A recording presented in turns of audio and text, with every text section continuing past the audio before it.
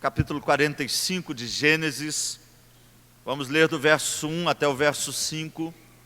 E depois o capítulo 50, de 15 a 21. Mesmo assentados, vamos acompanhar com reverência a leitura da palavra do Senhor. Gênesis 45, de 1 a 5. Então José, não se podendo conter diante de todos os que estavam com ele, bradou: fazei sair todos da minha presença. E ninguém ficou com ele, quando José se deu a conhecer a seus irmãos. E levantou a voz em choro, de maneira que os egípcios o ouviam, e também a casa de Faraó. E disse a seus irmãos: eu sou José, vive ainda meu pai? E seus irmãos não lhe puderam responder, porque ficaram atemorizados perante ele. Disse José a seus irmãos: agora chegai-vos a mim. E chegaram-se. Então disse: eu sou José, vosso irmão, a quem vendestes para o Egito. Agora, pois, não vos entristeçais, nem vos irriteis contra vós mesmos, por me haverdes vendido para aqui, porque para a conservação da vida Deus me enviou adiante de vós. Capítulo 50, verso 15 ao verso 21. Vendo os irmãos de José que seu pai já era morto, disseram: é o caso de José nos perseguir e nos retribuir certamente o mal todo que lhe fizemos. Portanto, mandaram dizer a José: teu pai ordenou, antes da sua morte, dizendo: assim direis a José: perdoa, pois, a transgressão de teus irmãos e o seu pecado, porque te fizeram mal. Agora, pois, te rogamos que perdoes a transgressão dos servos do Deus de teu pai. José chorou enquanto lhes falava. Depois vieram também seus irmãos, prostraram-se diante dele e disseram: eis-nos aqui por teus servos. Respondeu-lhes José: não temais, acaso estou eu em lugar de Deus? Vós, na verdade, intentaste o mal contra mim, porém Deus o tornou em bem, para fazer como vedes agora, que se conserve muita gente em vida. Não temais, pois, eu vos sustentarei a vós outros e a vossos filhos. Assim os consolou e lhes falou ao coração. Que Deus abençoe a sua palavra, irmãos.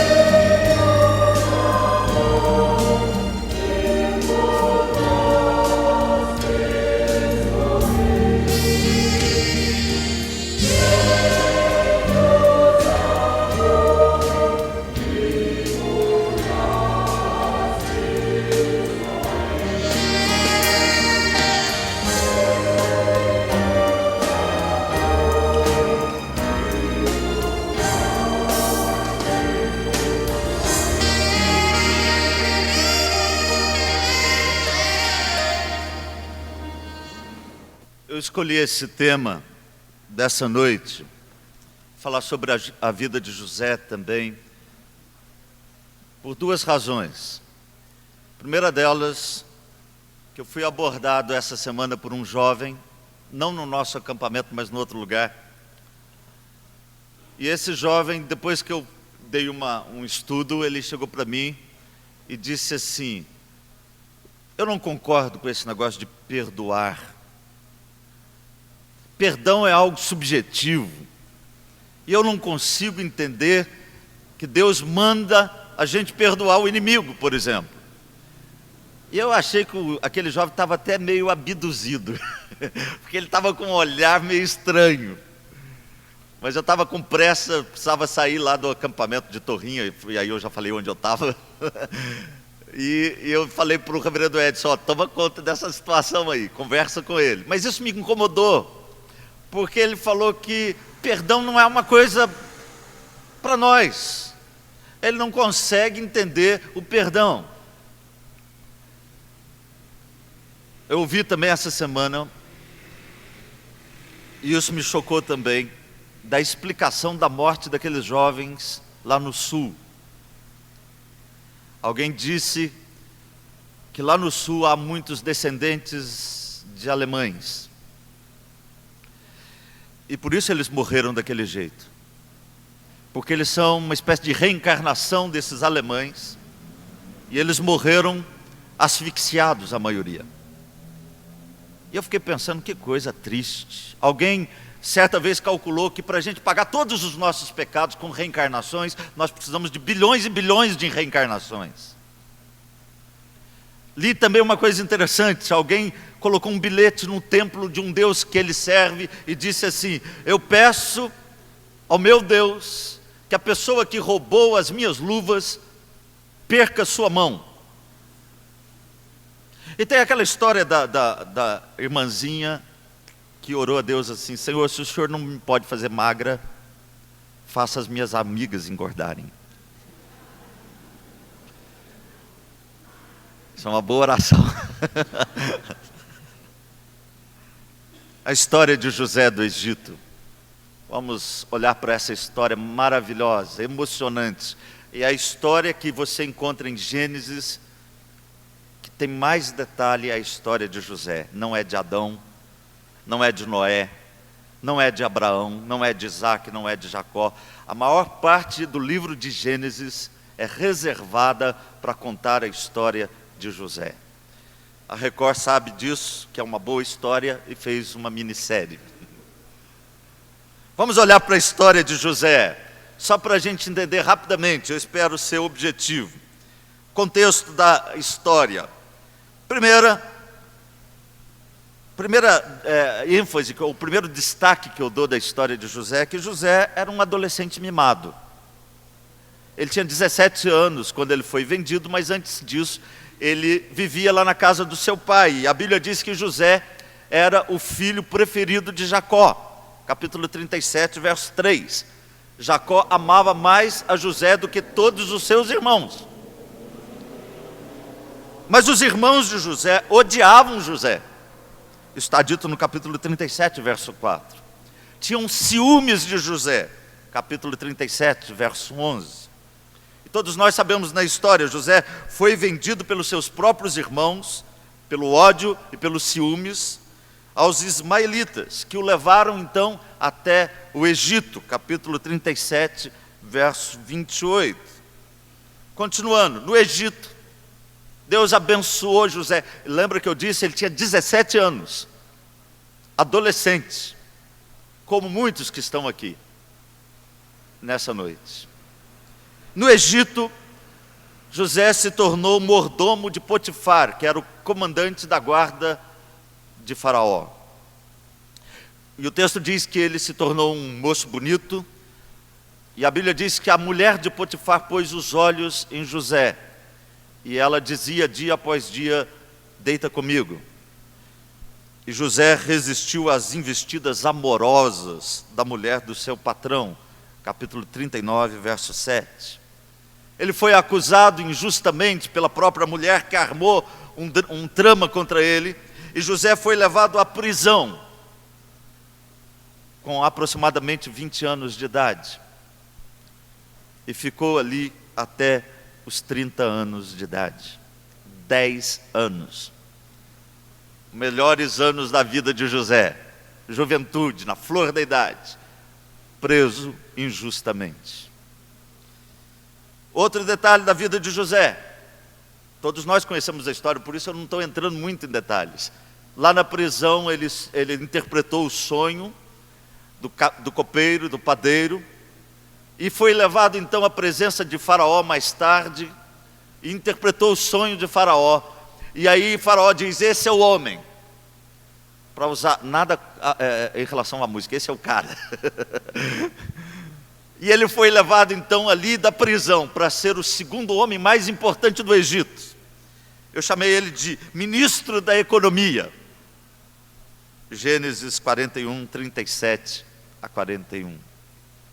Esse texto, irmãos, é maravilhoso. E eu quero fazer uma pergunta para você: qual o destaque que você daria para José? Eu quero sugerir 3 coisas: fidelidade, perseverança, temor a Deus, tudo isso. Mas eu quero destacar exatamente o perdão de José. E esse é o texto que nós lemos. José se revela a seus irmãos. Ele se dá a conhecer. Há todo um trama, ou um drama que está por trás desse encontro. A história é dramática, vai do capítulo 42 ao capítulo 45. E eu comecei a me perguntar uma série de coisas aqui nesse texto. Por que José fez tudo aquilo? Mandou os irmãos voltar para casa, colocou lá um copo nas coisas de Benjamim. Por que ele armou todo aquele estratagema? Por que José, quando era o governador ou vice, segundo homem mais importante do Egito, não foi lá buscar o pai, ter notícia? Por que ele esperou? Por que ele fez tudo aquilo? José revela a sua dor aqui nesse capítulo 45, e eu entendo, irmãos, que não foi fácil para ele perdoar. Eu entendo que ele lutou contra o perdão. José ressalta aqui no capítulo 50 os caminhos da providência de Deus. E o que fica claro para nós é que José perdoou os seus irmãos. Ele chora várias vezes, aquele é um choro do perdão, chora alto. Ele dá um brado, diz o texto. E todos ali ouvem o choro de José. E lá no final ele chora mais uma vez. E José se liberta de algo que podia estar escravizando ele, quem sabe. Por isso é importante a gente entender essa mensagem nessa noite. De uma forma simples, eu quero falar sobre o perdão de José e o nosso também. Esse é o tema. O perdão de José e o nosso também. O objetivo da nossa mensagem, irmãos, em primeiro lugar, é entender que perdoar é antinatural, mas é fundamental. Em segundo lugar, aceitar o desafio de perdoar e viver em paz com o próximo. Na verdade, aquele moço, quando ele disse aquilo para mim, que ele não entendia o perdão, que ele não conseguia perdoar, ele tem razão. Ele tem razão de pensar assim, porque só pode perdoar quem de fato encontrou a graça, a misericórdia, o perdão de Jesus. Só é capaz de entender a dinâmica do perdão aquele que foi alcançado pela bondade e pelo perdão de Jesus Cristo.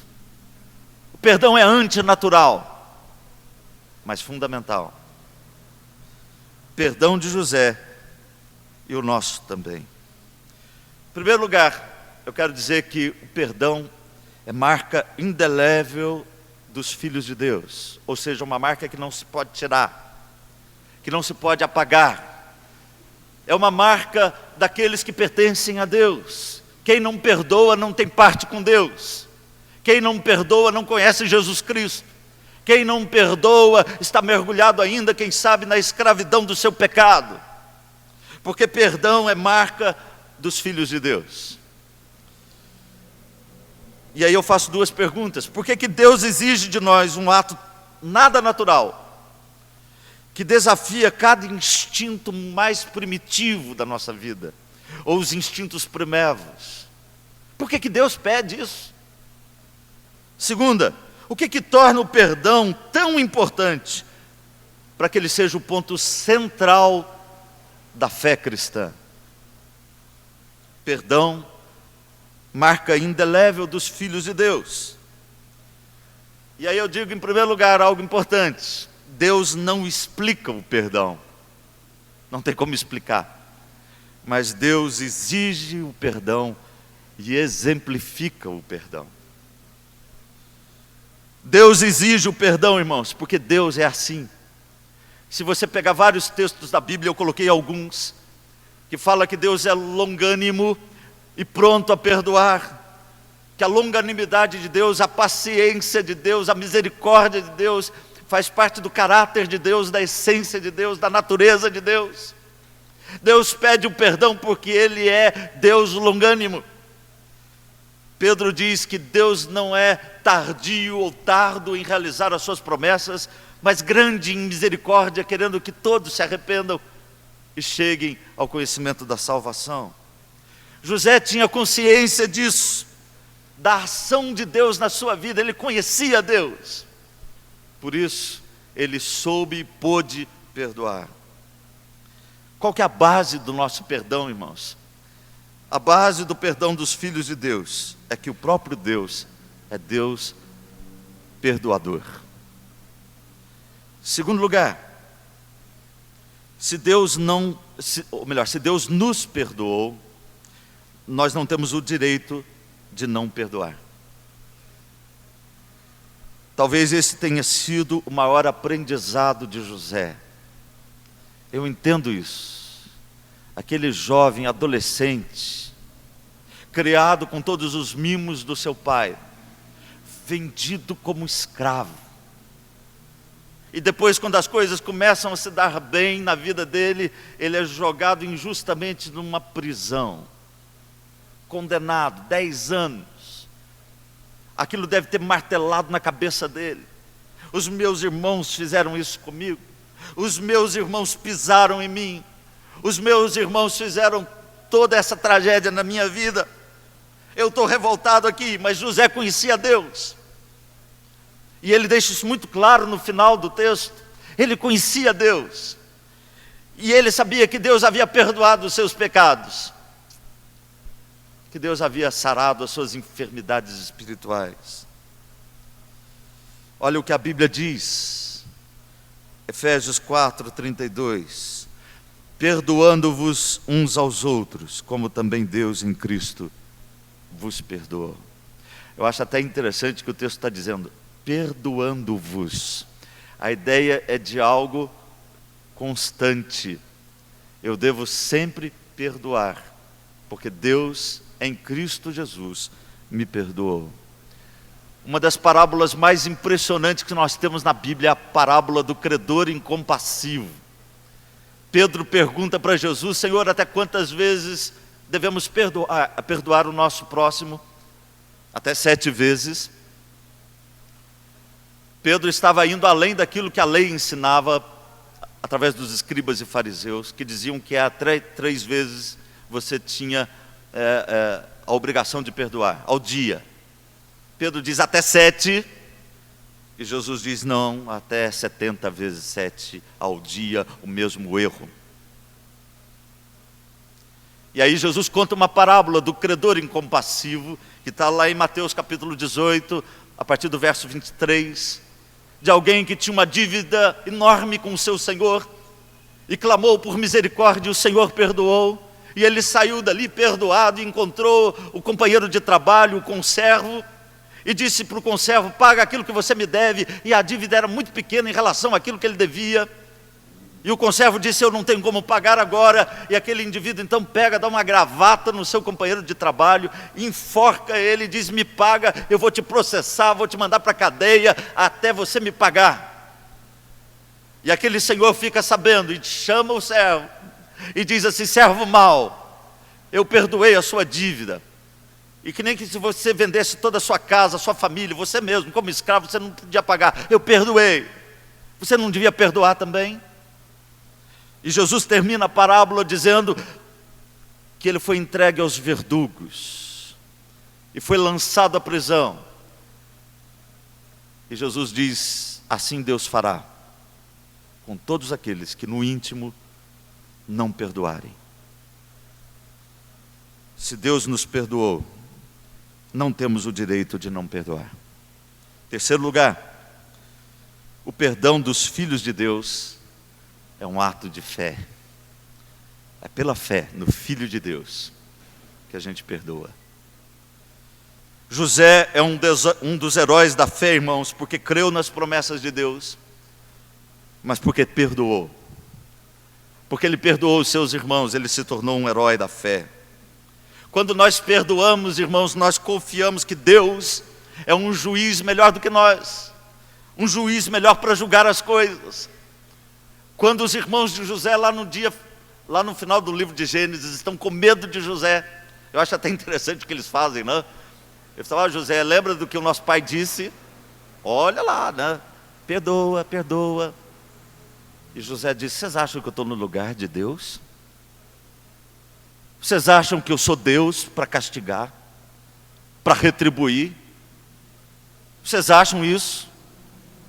E o texto diz que ele chorou, porque ele ainda viu ali nos irmãos a falta de compreensão do perdão que ele já tinha dado. Perdão dos filhos de Deus é um ato de fé.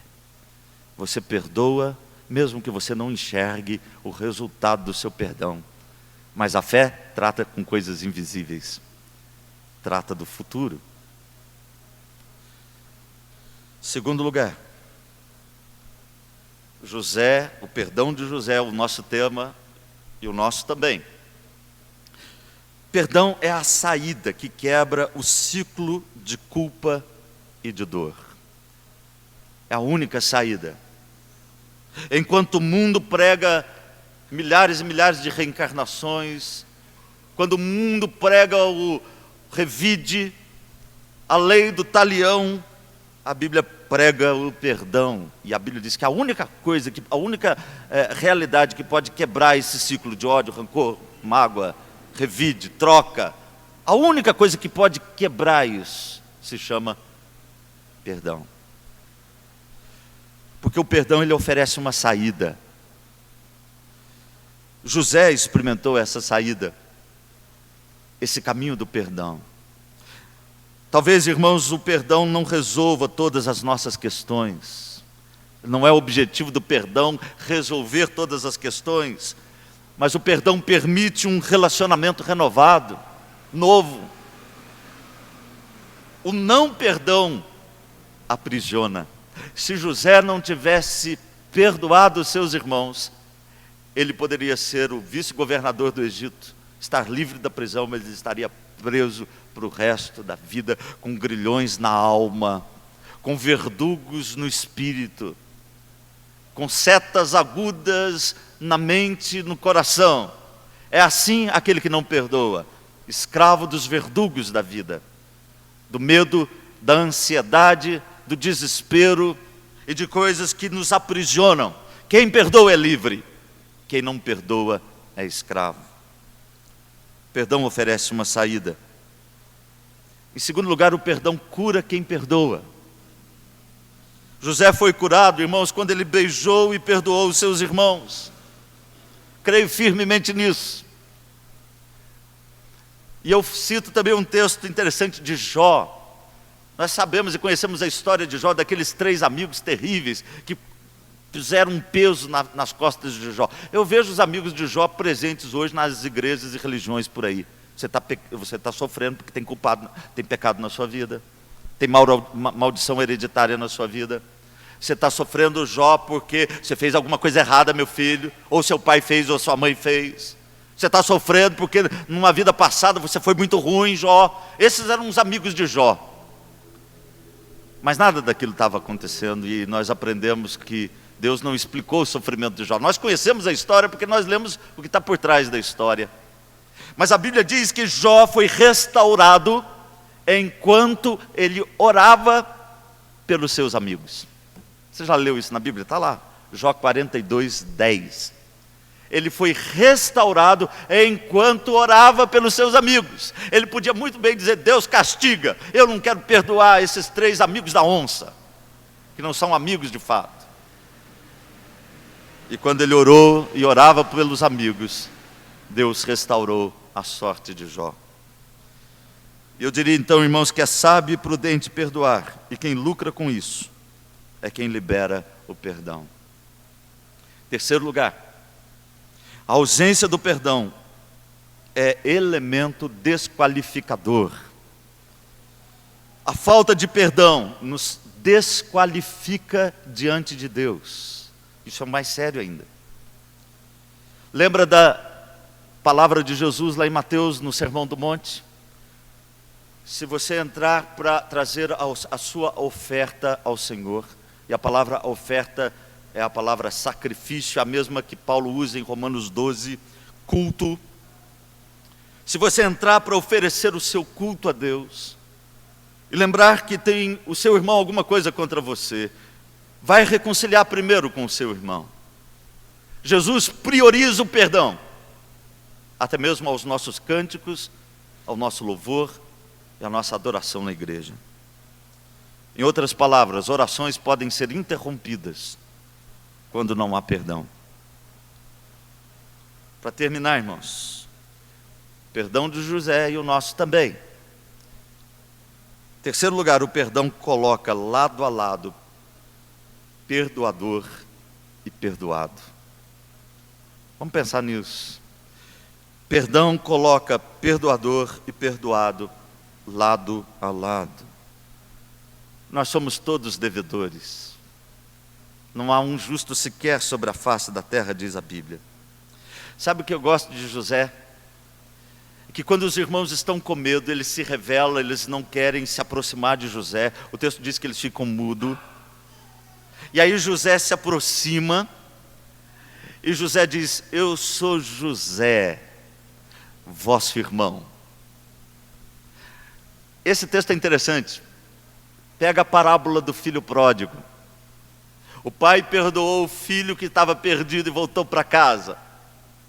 E quando aquele filho voltou para casa, o pai deu uma grande festa, mandou matar o novilho cevado. E aí chega o irmão mais velho. E aí ele fica indignado, com inveja, com ciúmes, porque o pai perdoou. Porque o pai acolheu o filho perdido. E o que aquele moço diz para o pai? Ele diz assim: esse teu filho veio e você mandou matar o novilho cevado. Quanto tempo eu te sirvo e não me destes um cabrito sequer para eu me festejar com os meus amigos? Esse teu filho. José diz: eu sou José, irmão de vocês. Irmão. Coisa fantástica isso. Não há um justo sequer na face da terra, irmãos. A Bíblia diz que a graça de Deus se manifestou a todos os filhos de Deus. Quem somos nós? Quem somos nós para dizer não perdoo? A pessoa não merece o meu perdão, pode até não merecer, mas você também não merece o perdão de Deus. Eu também não mereço o perdão de Deus. Se Deus perdoou os meus pecados, e a Bíblia diz que lançou no profundo abismo, e deles jamais não se lembrará, eu não tenho o direito de me colocar ao lado do meu irmão, de olhar para o lado e dizer: eu também te perdoo. Uma das declarações mais impressionantes que eu já ouvi foi do reverendo Hernandes. Ele disse que recebeu um telefonema e alguém disse para ele: o teu irmão foi assassinado. E foi assassinado por alguém da casa dele, alguém que foi criado por eles, que estava ali, amigo. E naquela hora ele disse que perdeu a voz, não sabia o que falar, se desestabilizou completamente. Mas ele disse: eu preciso perdoar, porque se eu não perdoar eu não posso pregar. Isso não significa que a lei dos homens deve punir, irmãos, deve sim. O perdão aqui não tem a ver com aquilo que a gente deve exercer justiça na terra, mas deixa para a justiça, deixa para a lei fazer isso.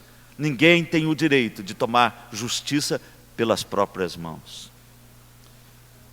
Segundo lugar, embora sem pecado, Deus se pôs ao nosso lado. Isso é interessante porque quando Deus perdoa, de alguma forma Ele se coloca do nosso lado também. Isso fica muito claro em Hebreus capítulo 4, verso 15.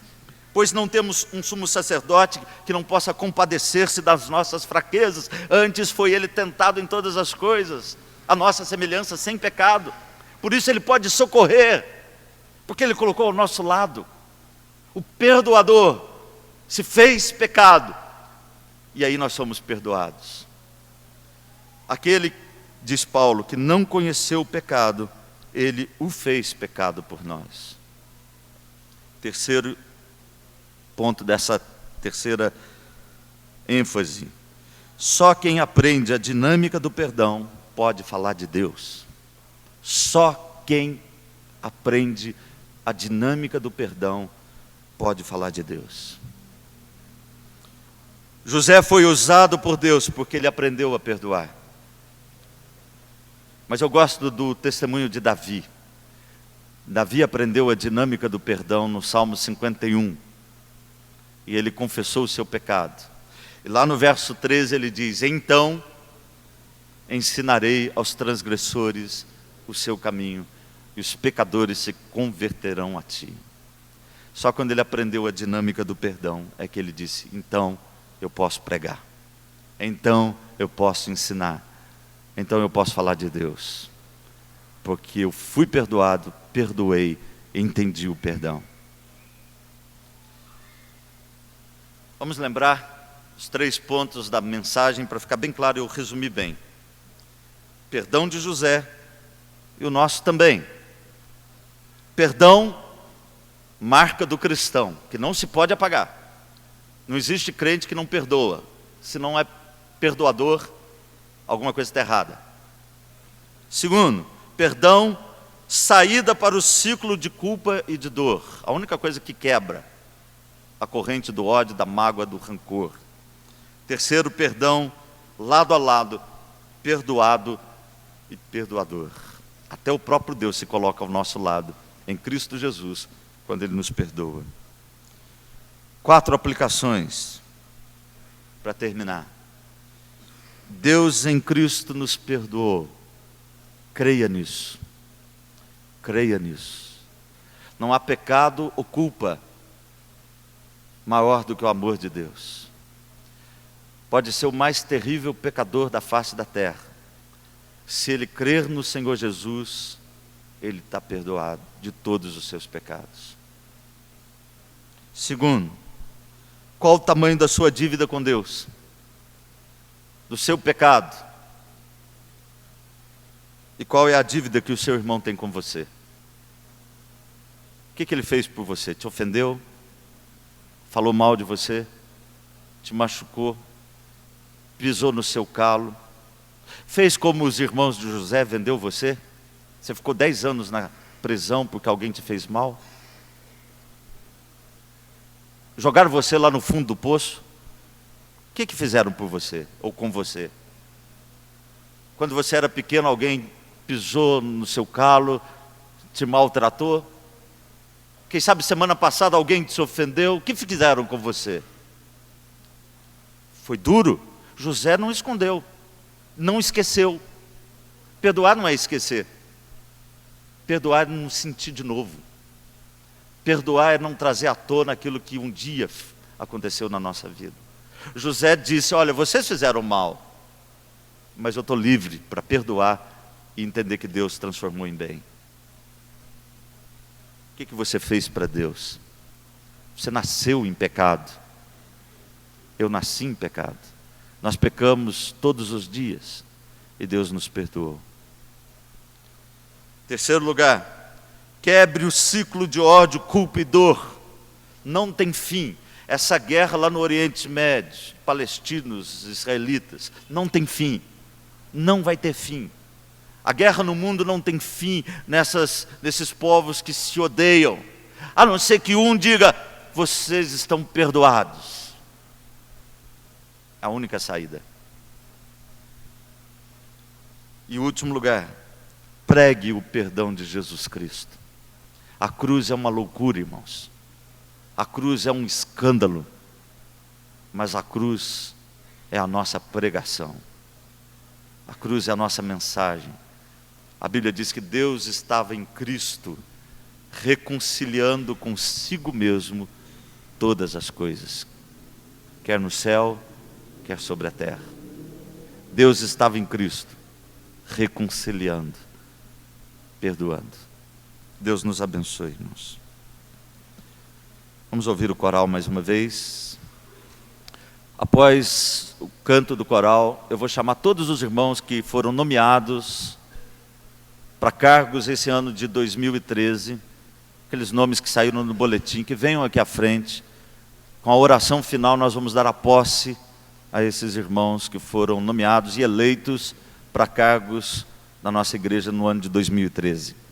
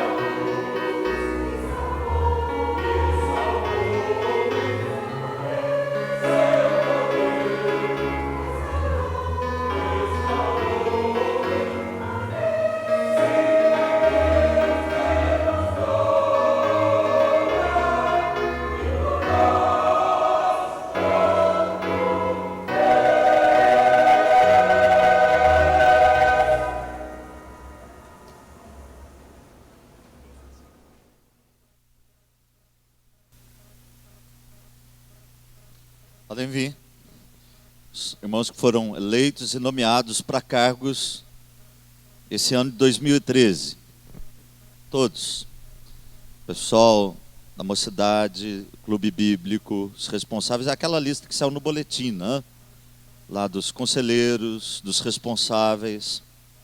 Venham à frente, por favor. Nós vamos orar então E só quero lembrar os irmãos que foram nomeados, eleitos.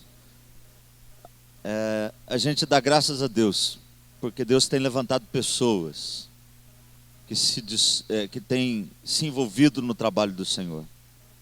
Eu sei que vocês também, né? Mas esses são chamados, convocados para estar à frente, para liderar. E eu tenho certeza que Deus vai abençoar a vida de cada um, dando sabedoria, dando discernimento. No reino de Deus, quando a gente trabalha, a gente não tem ideia daquilo que a gente vai colher um dia. Por isso a gente deve trabalhar para a honra e glória do nome do Senhor. Que Deus abençoe a cada um, irmãos. Dê saúde, né? Mas sobretudo dê unção do Espírito Santo. Que a nossa igreja esse ano possa caminhar cada vez melhor para a glória do nome do Senhor. Deus abençoe a família de cada um de vocês.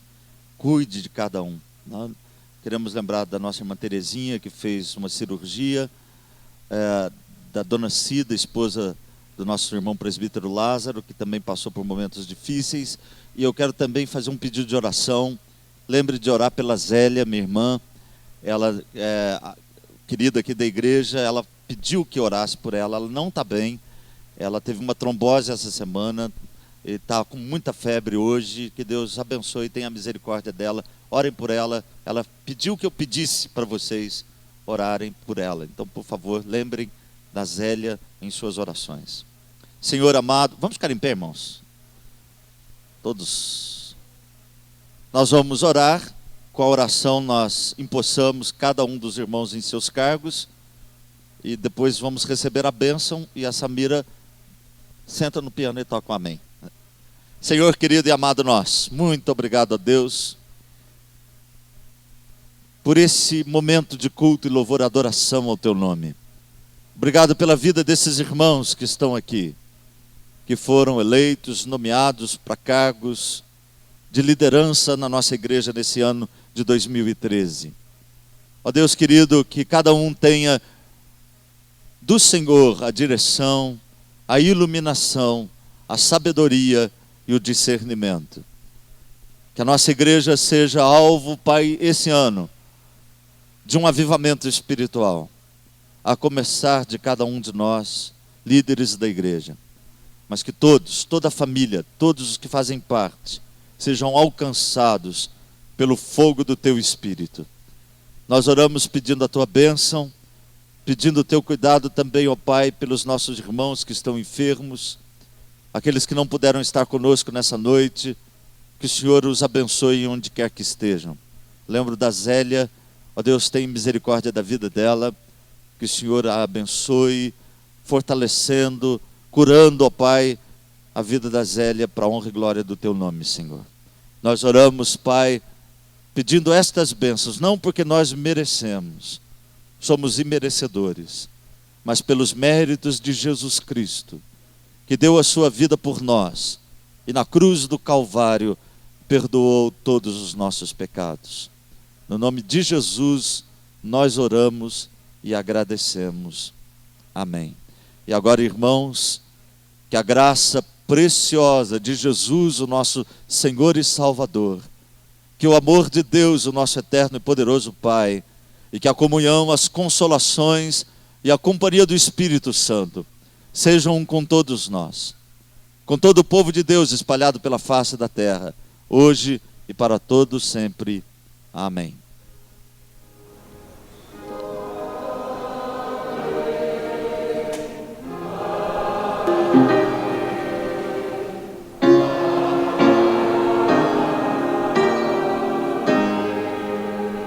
Amém. Só mais uma lembrança. Vamos orar também pela Marúcia, a família. O pai da Marúcia faleceu essa semana. Que Deus abençoe também a nossa irmã. Dê um abraço aí no seu irmão que está do seu lado, atrás de você.